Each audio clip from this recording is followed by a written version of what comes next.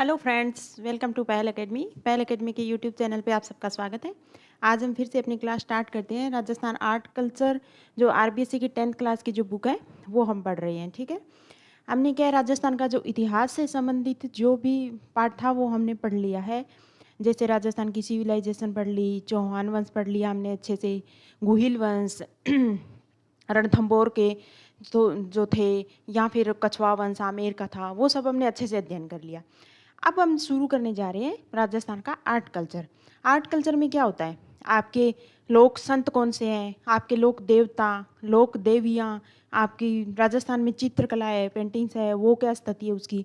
ये जो core points है ना, जो राजस्थान का आर्ट कल्चर, जिसमें से सवाल आपके आरपीएससी का कोई भी एग्जाम हो उसमें आपके सवाल आने ही आने हैं। राजस्थान का आर्ट कल्चर एक ऐसी चीज़ है, देखो राजस्थान की हिस्ट्री है ना, वो बहुत वाइड है। उसको हम ये नहीं कि हम छोटी सी चीज़ में समेट सकते हैं, पर उसमें से सवाल आते हैं कम। उस राजस्थान की हिस्ट्री की बजाय राजस्थान का जो आर्ट कल्चर है उसमें से ज़्यादा सवाल आती है। ठीक है, तो हम ये देखेंगे कि राजस्थान की जो आरबीएससी की बुक है 10th क्लास की, अभी हम पढ़ रहे हैं, 9th भी हम अच्छे से पढ़ेंगे। तो हम देखेंगे कि इसमें आर्ट कल्चर को किस लेवल तक कवर किया गया है। सवाल आते हैं यहीं से, चाहे आरएस आपका प्रीलिम्स हो, चाहे आरएस आपका मेंस हो, या आरपीएससी का कोई भी अदर एग्जाम हो, प्रीलिम्स एग्जाम हो, तो सवाल इस जो किताब है उसी में से आना है। अब बाबू जी का जन्म कहाँ हुआ था, बाबू जी का मेला कब लगता है ना, तो भाद्रपद कृष्ण नवमी, भाद्रपद दशमी, जो भी है। तो सवाल तो यहीं से बनने हैं। हमको क्या है कि हम इतने मिस गाइड रहते हैं, कोई भी एग्जाम दो हम बड़ी बड़ी गाइड लाते हैं, क्योंकि स्टार्टिंग में हमको नहीं पता होता कि आरपीएससी सवाल कहाँ से बनाती है। ये जब तक समझ में आता है उस टाइम तक आपने 2-3 अटेम्प्ट निकल जा चुके होते। तो मैं आपको सिर्फ एक ही बात बोलना चाहूँगी कि कोई भी जो कैंडिडेट है जो आरपीएससी के किसी भी एग्ज़ाम की अपनी प्रिपरेशन स्टार्ट कर रहा है, तो उसको सबसे पहले ये देखना है कि सिलेबस क्या है अपना। सबसे पहले कोई भी एग्जाम हो, मान लो फर्स्ट ग्रेड का आप एग्जाम, अभी वैकेंसी आई हुई है फर्स्ट ग्रेड की या सेकंड ग्रेड की, तो सबसे पहले तो आप ये देखो कि आपका सिलेबस क्या है। जब तक आपको सिलेबस नहीं पता होगा, आपकी मतलब ये सोच लो कि आपकी प्रिपरेशन स्टार्ट ही नहीं हुई है। सिलेबस बनाओ। सिलेबस के भी मान लो राजस्थान का आप आर्ट कल्चर देख रहे हो, राजस्थान कला एवं संस्कृति है, ठीक है। इसका सबसे पहले क्या करो आप, जो फर्स्ट ग्रेड में है, आरएस प्रीलिम्स में है, आरएस मेंस में है, हर बार सिलेबस चेंज होता रहता है, कोई हटा दिया, कोई आपको ऐड कर दिया। तो देखो फिर उसके क्या है, आप बनाओ खुद से उस सिलेबस को। जैसे इन आरपीएससी ने क्या दे दिया, राजस्थान के प्रमुख संत एवं लोक देवता, इतना नाम दे दिया। अब आप खुद से इसको पहला पॉइंट बनाओ, राजस्थान के संत, ठीक है। दूसरा राजस्थान का लोक देवता, तीसरा राजस्थान की लोक देवियाँ, लोक देवियाँ। मेरे कहने का क्या मतलब है दोस्तों, सबसे पहले सिलेबस आप अच्छे से उसका प्रिंट आउट निकालो, उसको याद करो, फिर उसके सिलेबस के भी सब पॉइंट बनाओ। आपको जब तक आपके माइंड में आपका सिलेबस पूरी तरह से याद हो जाएगा, तो ये सोच लो कि आपकी प्रिपरेशन अच्छे से स्टार्ट हो गई है ऑटोमेटिक, ठीक है। उसके बाद दूसरा काम जो करना है वो ये है कि आप मान लो आरएस प्रीलिम्स का या आप कर रहे हो, इसका फर्स्ट ग्रेड के आपका नोटिफिकेशन आ गया, एग्जाम होने वाली है। तो ये देखो कि राजस्थान का लोक संत और राजस्थान के लोक देवता, ये पॉइंट है अपने। तो क्या है, आप आरबीएससी की जितनी भी बुक है, चाहे वो हिस्ट्री सब्जेक्ट की हो या ज्योग्राफी की हो, साइंस की हो, है ना, राजस्थान पॉलिटी की हो या इंडियन पॉलिटी की हो, तो आप आरबीएससी की बुक लेके आएंगे, ये देखेंगे कि हाँ इस बुक में ये सिलेबस अच्छे से कवर कर रखा है, मेरा दे रखा है। तो सबसे पहली प्रायोरिटी आपकी होनी चाहिए, आरबीएससी की बुक है, राजस्थान जो बोर्ड की बुक है, उनको अच्छे से कवर करना। वो टॉपिक पहले आप, जैसे राजस्थान के लोक देवता मान लो प्रमुख संत लोक देवता है, सबसे पहले वो टॉपिक आप कवर किससे करोगे, आरबीएससी बुक से करोगे। अब मान लो ये है कि हमको करना है भारत का भूगोल। अब भारत का भूगोल तो बहुत वाइड है, अब कोई भी कोचिंग में आप जाओगे, कहीं भी देखोगे तो इतना वाइड हो रखा है कि हम पढ़ ही नहीं पाते, हमें समझ में नहीं आता कौन सा पॉइंट पढ़े कौन सा पॉइंट छोड़े, सब कंफ्यूज रहते हैं। आप नहीं, मैं भी कंफ्यूज रही हूँ इस मामले में। तो मैं ये बोलना चाह रही हूँ आपको कि सबसे पहले तो आप पढ़ो आरबीएससी की बुक। आरबीएससी ऐसा कोई पॉइंट है जो, जैसे जनरल साइंस है, मान लो साइंस के कुछ ऐसे पॉइंट थे हमारे आरएस मेंस में जो आरबीएससी कवर नहीं कर पा रही थी, राजस्थान बोर्ड उससे कवर नहीं हो पा रहा, तो फिर जाओ आप एनसीईआरटी की, ठीक है, वो पढ़ो। ये जो बेसिक बुक आप पढ़ोगे तो इससे आपका जो बेसिक होगा वो बहुत स्ट्रॉन्ग हो जाएगा। उसके बाद भी अगर ये लगे कि हाँ भाई इसमें से कुछ और छूट रहा है, तो फिर हम क्या है कोई थर्ड जो चीज़ है वो उठाएंगे। कोई भी चीज़, कोई कोचिंग के नोट्स हो या आपके खुद से कोई इतना अब नेट पे इतना सारा मैटर दे रखा है, तो कोई ऑथेंटिक चीज़ हो पढ़ो, पहले ये करो, ये पढ़ने के बाद ये सर्च करो कि गवर्नमेंट की, ये करो कि गवर्नमेंट की कौन सी ऐसी साइट है जिससे हम क्या अच्छे से उस चीज़ को कवर कर पा रही है, तो वहाँ जाओ, वहाँ फिर वहाँ से अपने नोट खुद तैयार करो अपनी, है ना। तो इस वजह से मैं ये कह रही हूँ कि ये जो बुक पढ़ेंगे, हम पढ़ रहे हैं, ये आपके लिए सफिशियंट है। आरपीएससी की कोई भी एग्जाम हो उसके लिए राजस्थान आर्ट एंड कल्चर, हमने राजस्थान हिस्ट्री की जो भी चीज़ थी, जो भी राजवंश थे, वो अच्छे से पढ़ लिए। आज हम पढ़ने जा रहे हैं राजस्थान आर्ट कल्चर, जिसका पहला पॉइंट है आपको दोस्तों राजस्थान के प्रमुख संत एवं राजस्थान के प्रमुख लोक देवता, जिसमें से एक छोटा सा सवाल आपके कोई भी एग्जाम हो लोक देवता से वो आ ही जाता है। ठीक है, चलो स्टार्ट करते हैं आज की क्लास।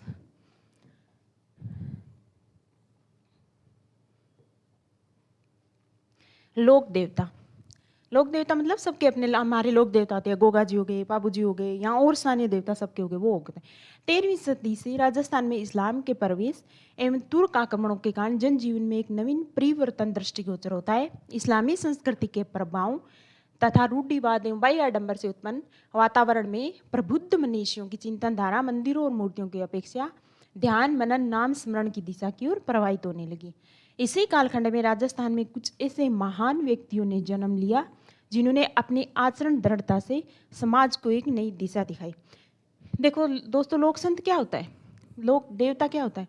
लोक देवता को ये थोड़ा ना है कि बहुत ज़्यादा चमत्कारिक पुरुष हो, वो कुछ नहीं, उनका आचरण इतना अच्छा होता है, इस तरह से होता है कि लोगों के लिए प्रेरणादायी बन जाता है, समाज को ये सोचने के लिए मजबूर कर देता है। ऐसे काम होते हैं उनके, किसी भी इंसान के, कि समाज सोचता है कि हाँ इन रूढ़ियों को हम छोड़े, इन, या समाज में उनका इस तरह से योगदान होता है समाज के विकास में कि लोग उनका अनुसरण करते हैं। ठीक है, तो वही आपके लोक देवता होते हैं। आमजन ने इनकी दिखाई राह को न केवल अनुसरण किया, वह इन्हें देवता तुल्य मानते हुए इन्हें लोक देवता एवं लोक संत का दर्जा दे दिया।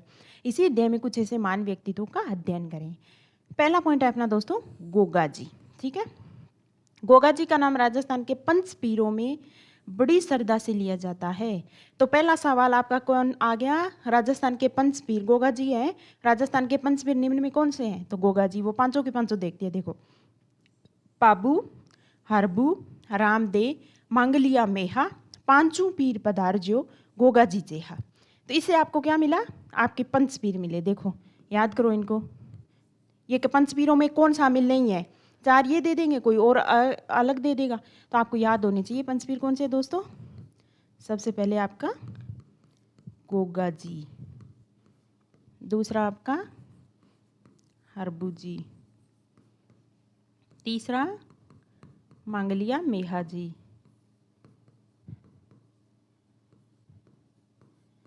चौथा आपका रामदेव जी, पांचवा अरबू जी, रामदी, मांगलिया, मेया जी और गोगा जी। ओके, पांचों, 1 2 3 4 5। ठीक है, इसके पिता का नाम आपाबू जी, हरबू जी, रामदेव जी, मांगलिया जी, मेहा, पांचों पीर पधारजियो गोगा जी जेहा। ठीक है, इनके पिता का नाम क्या था दोस्तों? जेवर। माता का नाम क्या था? बाछल। तो सवाल ये हो सकता है कि निम्न में कौन से गोगा जी है, उनके पिता का नाम क्या था? तो याद होना चाहिए जेवर, और माता का नाम क्या था? बाछल। इन्होंने गोरखनाथ व मोहम्मद गजनवी के समकालीन माना जाता है। तो इनको किन का समकालीन माना जाता है?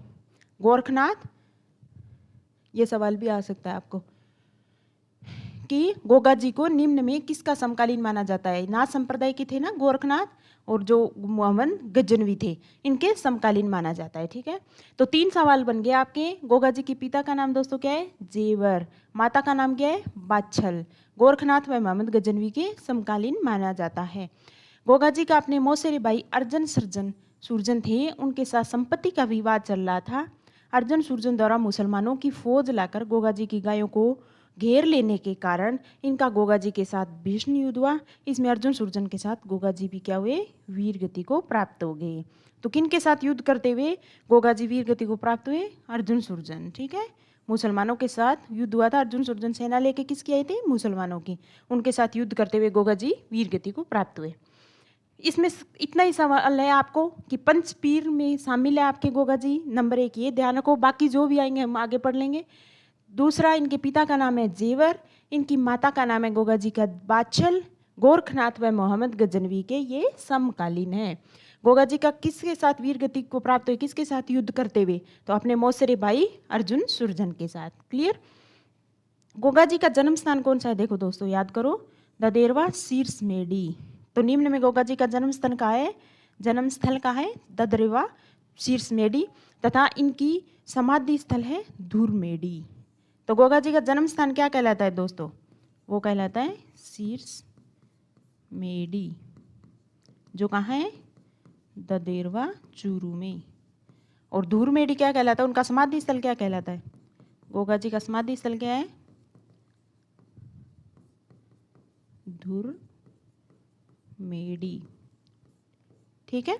गोगा जी की स्मृति में गोगा मेडी कहाँ स्थित है, हनुमानगढ़ में है दोस्तों। ठीक है, नोहर हनुमानगढ़ में है। एवं समस्त राजस्थान में भाद्रपद कृष्णा गोगा नवमी के रूप में मनाई जाती है। तो सबसे पहला सवाल कि गोगा मेडी कहाँ स्थित है, तो आपको पता होना चाहिए हनुमानगढ़ में, हनुमानगढ़ के नोहर में स्थित है। और गोगा नवमी कब मनाई जाती है, तो दोस्तों याद रखो भाद्रपद कृष्ण नवमी, भाद्रपद कृष्ण नवमी, ये आपकी गोगा नवमी, यहाँ मेला बढ़ता है। भाद्रपद कृष्ण नवमी को गोगा मेडी जो हनुमानगढ़ में है वहाँ मेला बढ़ता है। इस दिन गोगा जी की अश्वारोही भाला लिए योद्धा के प्रतीक के रूप में अथवा सर्प के प्रतीक के रूप में पूजा की जाती है।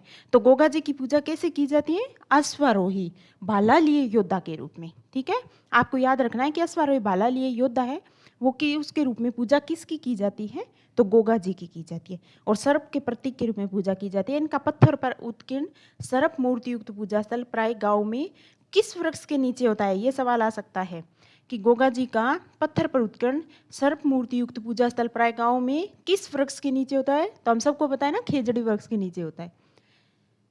ये थे गोगा जी।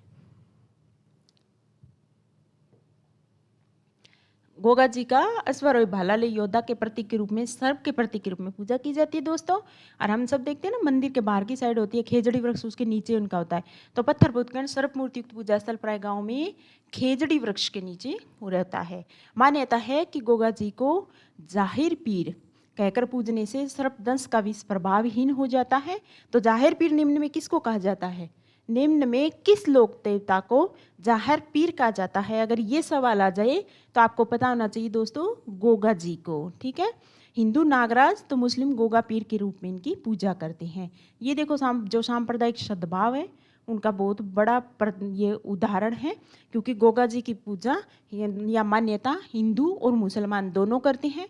हिंदू इन्हें नागराज के रूप में पूजते हैं, तो मुस्लिम इन्हें गोगा पीर के रूप में पूजते हैं। ठीक है, क्लियर, ये हो गया आपके गोगा जी। अब दूसरा चलते हैं तेजा जी। उनका भाद्रपद कृष्ण नवमी को मेला लगता है। तो ये आ जाए, मिलान करना आ जाए कि गोगा जी का मेला या गोगा नवमी कब मनाई जाती है, तो आपको पता होना चाहिए भाद्रपद कृष्ण नवमी को, क्योंकि भाद्रपद कृष्ण नवमी को हनुमानगढ़ नौहर है, वहाँ गोगा जी का मेला बढ़ता है। ठीक है, क्लियर। अब चलते हैं तेजा जी। वीर तेजा का जन्म खड़नाल नागौर गांव के ताहड़ जी और रामकुरी के यहाँ माघ शुक्ल चतुर्दशी को 1073 ईस्वी में हुआ था। इनका तो हर एक आपको शब्द याद करना होगा। सबसे पहले वीर तेजा जी का जन्म कहाँ हुआ था दोस्तों, खड़नाल नागौर में। कहाँ जन्म हुआ, कहाँ मृत्यु हुई, कहाँ समाधि है ना, कहाँ मेला बढ़ता है, ये तो मेन है और क्या है। वीर तेजा जी का जन्म कहाँ हुआ, खड़नाल नागौर में। कब हुआ दोस्तों, 1073 ईस्वी में। याद करो 1073 ईस्वी में तेजा जी चल रहा है, तेजा जी का जन्म हुआ खड़नाल नागौर में। कब हुआ, 1073 ईस्वी में। ठीक है, इनके पिता का नाम क्या था दोस्तों, ताहड़ जी। ठीक है, तेजा जी के पिता का नाम है ताहड़ जी और माता का नाम है रामकुंवरी।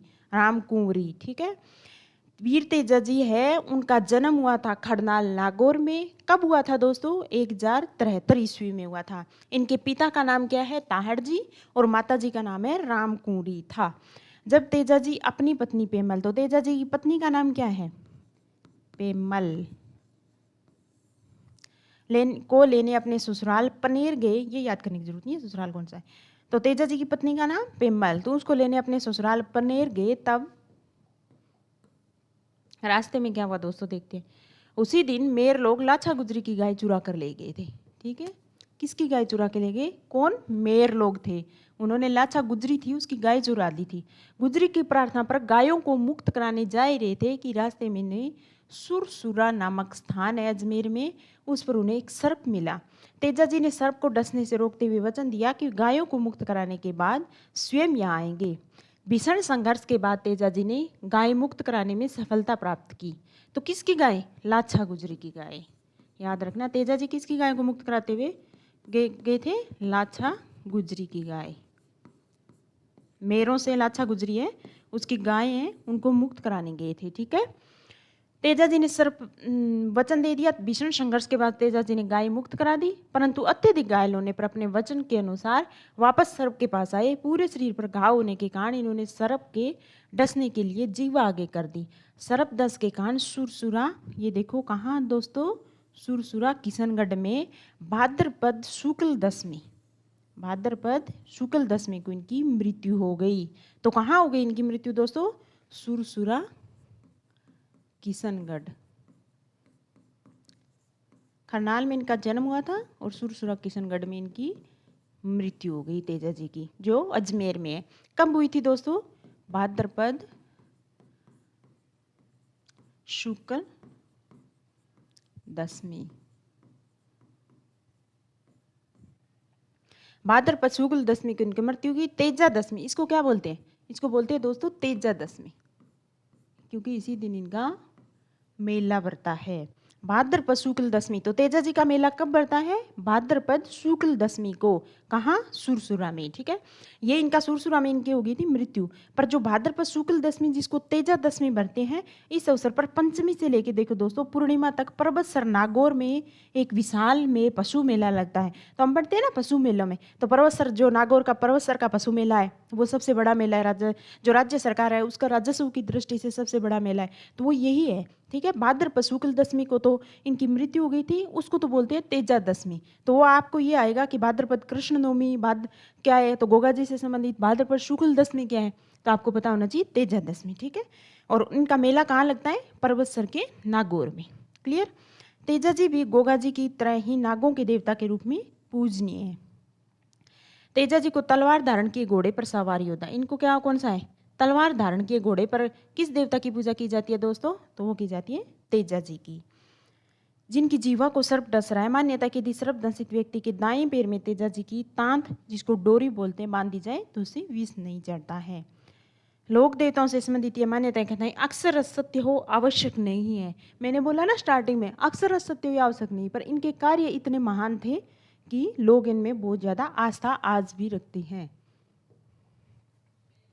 इनका मूल उद्देश्य इन कथाओं से जुड़ी शिक्षाओं, निर्बल की रक्षा करो, वचन का पालन करो आदि आम जन तक पहुंचाना रहा है। तो अगर इतने महान काम करेंगे तो वो फिर देवता से कम थोड़ा ना होंगे, है ना। इस वजह से इनकी बहुत ज़्यादा मान्यता है। ये हो गए अपने तेजा जी। अब अगला है दोस्तों पाबू जी। इनका वही देखते हैं, जन्म कहाँ हुआ, माता का नाम, पिता का नाम, कब इनका मेला लगता है। ठीक है, पाबू जी का जन्म हुआ था धांधल जी राठौड़ के घर। ठीक है, कब हुआ था दोस्तों? 1239 ईस्वी में।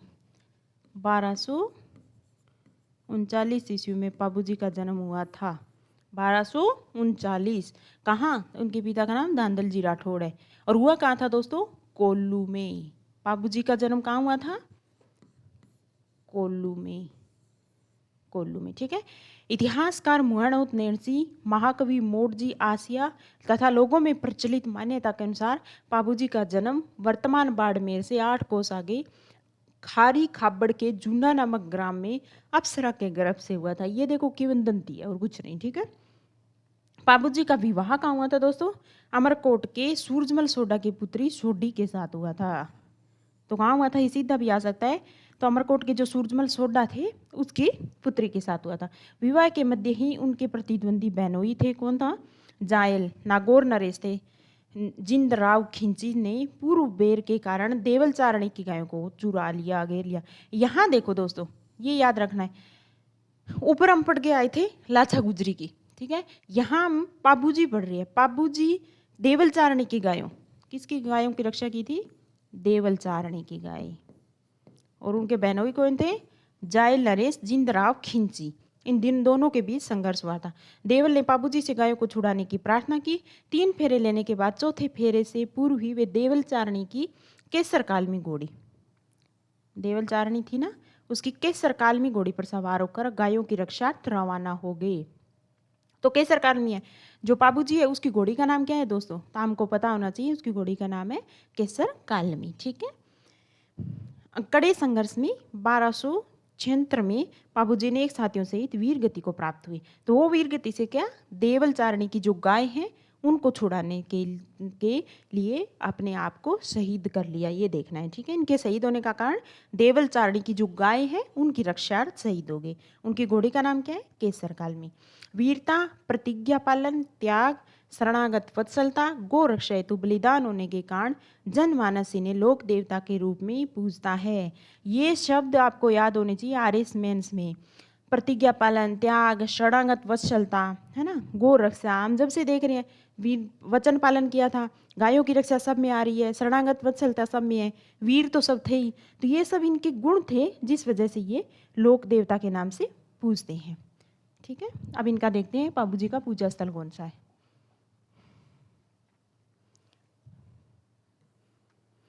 इनका मुख्य पूजा स्थल है दोस्तों कोल्लू फलोदी में। कोल्लू में जन्म हुआ था ना इनका, तो इनका मुख्य पूजा स्थल क्या है? कोल्लू फलोदी में है, जहाँ प्रतिवर्ष इनकी स्मृति में मेला लगता है। तो कहाँ मेला लगता है? कोल्लू फलोदी में लगता है। कोल्लू फलोदी में बाबूजी का मेला लगता है। ठीक है। इनका प्रतीक चिन्ह है भाला लिए अश्वारोही है। ठीक है दोस्तों, याद रखना है भाला लिए अश्वारोही की मूर्ति, ये देखो तो किसकी है? भाला लिए अश्वारोही की मूर्ति आपकी है बाबूजी की। ये दे रखा है ना, देखो भाला लिए अश्वारोही। बाबूजी को ऊंटों के देवता के रूप में पूजा जाता है। तो राजस्थान में ऐसा कौन सा लोक देवता है जो ऊंटों के देवता के रूप में जिसकी पूजा की जाती है? तो वो होगा दोस्तों बाबूजी। बाबूजी की ऊंटों के देवता के रूप में पूजा की जाती है। मारवाड़ में सर्वप्रथम ऊंट लाने का श्रेय बाबूजी को है। ऊंटों के स्वस्थ होने पर भोपे भोपियाँ, कौन? भोपा जो एक जाति होती है, जो उन भोपा भोपियों द्वारा बाबूजी की फड़ गाई जाती है। तो निम्न में बाबूजी की फड़ किसके द्वारा गाई जाती है? तो आपको याद होना चाहिए भोपे भोपियों द्वारा। ग्रामीण जनमानस इन्हें लक्ष्मण जी का अवतार मानते हैं। तो राजस्थान में निम्न में कौन से लोक देवता को लक्ष्मण जी का अवतार माना जाता है? अगर ये आपका सवाल आ जाए तो आप क्या लिखोगे दोस्तों? बाबूजी को। ठीक है। छोटी छोटी बातें हैं, बस याद रखना है इसको। लक्ष्मण जी का अवतार किसको माना जाता है? कौन से लोक देवता को? तो बाबूजी। ऊंटों के देवता के रूप में कौन प्रसिद्ध है? तो ऊंटों को देवता के रूप में किसको जाना जाता है? बाबूजी को। बाबूजी की फड़ निम्न में किसके द्वारा गाई जाती है? तो भोपे भोपियों द्वारा। क्लियर? चलते हैं आगे।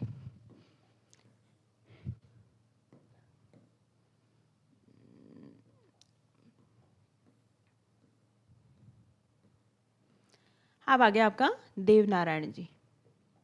इनका देखते हैं। देवनारायण बगड़ावत प्रमुख भोजा और सेडू गुर्जर के पुत्र थे। किसके पुत्र थे? भोजा और सेडू गुर्जर के पुत्र थे, जिनका जन्म 1243 ईस्वी में लगभग माना जाता है।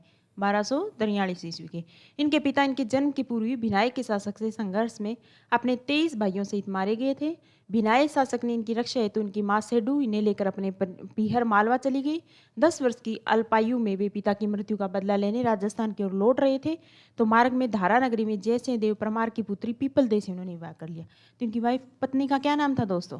People they. पीपल दे किसकी पत्नी थी? देवनारायण। मिलान आ जाता है कभी कभी ना, तो हमको याद करना पड़ता है इनको। देवनारायण जी। ठीक है। अच्छा, उसके बाद क्या हुआ कि कुछ समय बाद बदला लेने तो बिनाई पहुंचे। जगायों को लेकर बिनाई ठाकुर से वे संघर्ष में देव जी ने उन्हें मौत के घाट उतार दिया। इनका मुख्य पूजा स्थल कौन सा है दोस्तों? आसिंद भीलवाड़ा में। तो देवनारायण जी का मुख्य पूजा स्थल कहाँ है दोस्तों? आसिंद भीलवाड़ा में, जहाँ भाद्रपद शुक्ल सप्तमी है वहाँ इनका मेला भरता है। कब मेला भरता है? भाद्रपद शुक्ल सप्तमी। ठीक है। देखो भाद्रपद शुक्ल दशमी तो तेजा दशमी होती है, और भाद्रपद शुक्ल सप्तमी होती है वो आपकी होती है देवनारायण जी की। ठीक है। और आसिंद भीलवाड़ा में इसका मेला भरता है। इनके मुख्य अनुयायी कौन है? गुर्जर। सवाल आता है ये कि देवनारायण जी के मुख्य अनुयायी निम्न में कौन है? तो गुर्जर जाति है उनके लोक देवता है। गुर्जरों के लोक देवता निम्न में कौन से हैं? तो देव नारायण जी। ठीक है। देवजी और बगड़ावतों से संबंध काव्य बगड़ावत के गायन द्वारा इनका यशोगान करते हैं। बगड़ावतों द्वारा इनका गायन किया जाता है। किंवदंती है हर रात 3 पहर गाए जाने पर यह 6 माह में पूर्ण होता है। बहुत लंबा चलता है। ठीक है। लगभग हर रात 3 पहर गाए जब जाके कोई 6 माह में ये कंप्लीट होता है। ओके, क्लियर दोस्तों। अब चलते हैं मल्लीनाथ जी। मल्लीनाथ जी का जन्म मारवाड़ के रावल सलखा और जानीदे के ज्येष्ठ पुत्र के रूप में 1358 ईस्वी में हुआ था। मारवाड़ के कोई रावल सलखा थे, ठीक है, और जानीदे ये इनके माता पिता थे। ज्येष्ठ पुत्र के रूप में 1358 में हुआ था।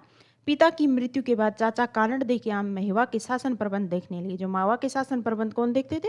मल्लीनाथ जी। चाचा कानड़ दे की मृत्यु के बाद 1374 ईस्वी में मवा के स्वामी बन गए। राज्य विस्तार के क्रम में 1378 ईस्वी में फिरोज तुगलक के मालवा के सूबेदार निजामुद्दीन की सेना को इन्होंने मार भगाया। ये हमने वीरता की कहानी पढ़ी है। ठीक है।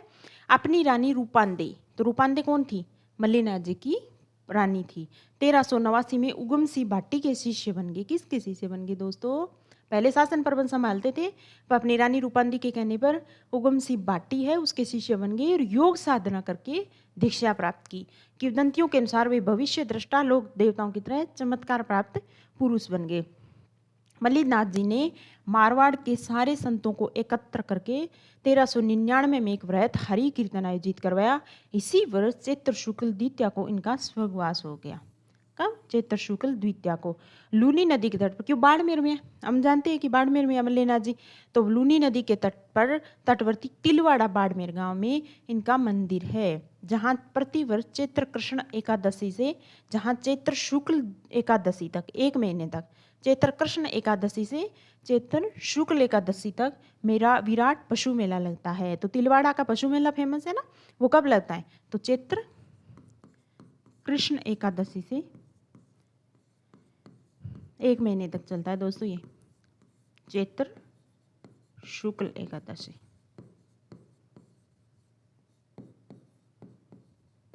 कहाँ लगता है मल्लीनाथ जी का मेला? तिलवाड़ा बाड़मेर। ठीक है दोस्तों। जोधपुर के जो पश्चिमी परगने का नामकरण इन्हीं के नाम पर मालानी किया गया। इनकी आज भी मालानी बाड़मेर में अत्यधिक मान्यता है। तो पश्चिम परगने का नामकरण किन के नाम पर किया गया? मालानी परगना है जो जोधपुर का पश्चिम भाग, वो किन के नामकरण पर इनका नाम किया गया था? तो वो मल्लीनाथ जी जो लोक देवता है उनके नाम पे किया गया था। क्लियर। चलते हैं आगे। रामदेव जी। देखो दोस्तों, तंवर वंशीय अजमल जी, आजमाल जी लिख रखे, अजमल जी और मेणाद्य के पुत्र के रूप में रामदेव जी का जन्म बाड़मेर जिले की शिव तहसील के उडू काश्मेर गांव में हुआ था। तो आपको पता होना चाहिए कि रामदेव जी का जन्म कहाँ हुआ था दोस्तों? उडू काश्मेर में। कहाँ है वो? बाड़मेर में। ठीक है। पहले इतना पढ़ते हैं फिर देखते हैं।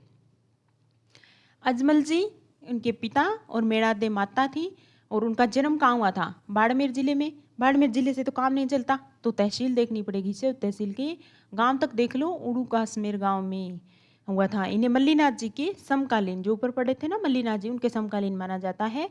बालपन में इन्होंने पोखरण क्षेत्र मल्लीनाथ जी से प्राप्त करने के बाद वहाँ भैरव नामक क्रूर व्यक्ति का अंत करके अराजकता अंत तक खत्म किया। इनका विवाह अमरकोट के, तो भैरव नामक क्रूर जो व्यक्ति था उसका अंत किसने किया था? कौन से लोक देवता ने किया? तो आपको पता होना चाहिए रामदेव जी ने। ठीक है। इनका विवाह कहाँ था दोस्तों? अमरकोट की दलजी सोढ़ा की पुत्री नेतल दे से। तो इनकी पत्नी का क्या नाम था? नेतल दे। Okay, clear. अपनी भतीजी को पोकरण दहेज में दे देने के बाद, तो पोकरण दहेज में किसने दिया था? अपनी भतीजी को रामदेव जी से। इन्होंने रामदेवरा, जिसको रुणेचा गांव बसाया था, और वहीं 1458 में भाद्रपद शुक्ल एकादशी को जीवित समाधि ले ली थी। तो कब ली थी? भाद्रपद शुक्ल एकादशी को। जब भी रामदेवरा में रुणेचा में मेला भरता है ना रामदेव जी का, यहाँ भाद्रपद शुक्ल द्वितीया को, याद करो दोस्तों, विशाल मेला भरता है। सांप्रदायिक सद्भाव इस मेले की मुख्य विशेषताएं। देखो, राजस्थान के 2 ऐसे देवता है जो सांप्रदायिक सद्भाव के उत्कृष्ट उदाहरण है। अगर आपको मेंस में लिखना हो, कहीं भी लिखना हो, तो रामदेव जी का मेला और गोगा जी का। ठीक है। तो रामदेव जी का मेला कब भरता है दोस्तों? भाद्रपद शुक्ल द्वितीया। भाद्रपद की शुक्ल द्वितीया को। और कहाँ? रामदेव जी, रामदेवरा जो जैसलमेर में है, रामदेवरा रुणेचा, रुणेचा, ठीक है। और सांप्रदायिक सद्भाव का अनूठा उदाहरण है ये, ठीक है। हिंदू जहाँ श्री कृष्ण के अवतार के रूप में इनकी आराधना करते हैं दोस्तों, वही मुसलमान इनकी किसके रूप में? राम सा पीर के रूप में। और हिंदू की श्री कृष्ण के अवतार के रूप में किस लोक देवता की पूजा करते हैं?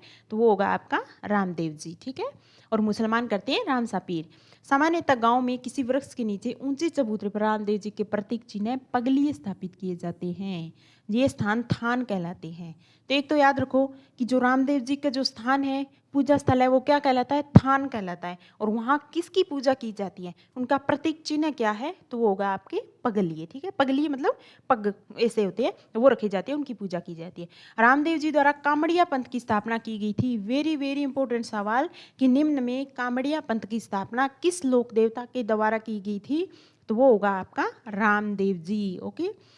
इस पंथ के नियमों द्वारा जो कामड़िया पंथ है, रामदेव जी के मेले में 13 ताली नृत्य किया जाता है। तो 13 ताली नृत्य किस पंथ के द्वारा किया जाता है दोस्तों? कामड़िया पंथ। और कामड़िया पंथ के संस्थापक रामदेव जी। कामड़िया पंथ है, इसके द्वारा इसके जो अनुयायी होते हैं वो 13 ताली, जिसमें मंजीरे का प्रयोग किया जाता है, 13 ताली नृत्य किया जाता है, ठीक है। और इसकी स्थापना की थी रामदेव जी ने। रामदेव जी वीर होने के साथ साथ समाज सुधारक थे। उन्होंने जाति प्रथा, मूर्ति पूजा, तीर्थ यात्रा का विरोध किया। याद रखना, ये स्टेटमेंट आ सकता है कि निम्न कथनों पर विचार कीजिए। तो रामदेव जी ने जाति प्रथा का समर्थन किया, कथन ए। कथन 2, उन्होंने मूर्ति पूजा और तीर्थ यात्रा का विरोध किया। सही कूट का चयन कीजिए, केवल एक, 2, 1 और 2, दोनों में से कोई नहीं, ना 1 ना 2, ठीक है। तो आपको याद रखना था भाई, जाति प्रथा है उसका समर्थन नहीं किया था, रामदेव जी ने विरोध किया था, ठीक है। मूर्ति पूजा का विरोध किया था, तीर्थ यात्रा का विरोध किया था। क्लियर? अब अगला चलते हैं, मेहाजी मांगलिया।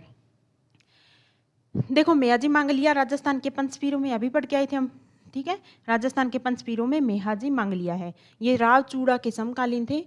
इनका जन्म पवार क्षत्रिय परिवार में हुआ था, किंतु पालन पोषण अपने ननिहाल में मांगलिया गोत्र में हुआ था, ठीक है। जब भी मेहाजी मांगलिया कहलाए, अपना पालन पोषण हुआ था ननिहाल में मांगलिया गोत्र में, इसलिए मेहाजी मांगलिया के नाम से प्रसिद्ध हुए।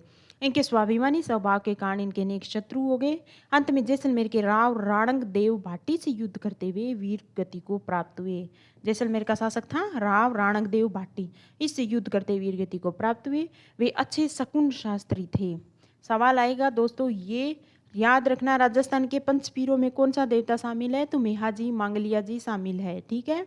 और ये शकुन शास्त्र के राजस्थान का निम्न में कौन सा लोक देवता, या पंचपीर वर्ड यूज कर ले, पंचपीर थे जो शकुन शास्त्री थे, तो वो हो गया आपके मेहाजी मांगलिया, ठीक है।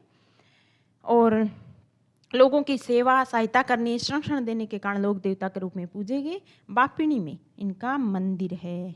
जब भी हम बोलते हैं ना, एक साथ याद करते हैं मेहाजी मांगलिया बापिणी, ऐसा करते हैं ना, तो बापिणी में इनका मंदिर है, जो भाद्रपद कृष्ण अष्टमी को मेला भरता है। तो मेहाजी मांगलिया का मंदिर कहाँ स्थित है निम्न में? तो आपको 4 दे देंगे, पर आपको याद रखना है खाली बापिणी। बापिणी कहाँ है दोस्तों? जोधपुर में, ठीक है। अरे भाद्रपद कृष्ण अष्टमी को मेला कब भरता है? तो याद करना होगा आपको, भाद्रपद कृष्ण अष्टमी, ठीक है। हो गया, ये हो गया आपके मेहाजी मांगलिया। अगला है अपना हरबुजी।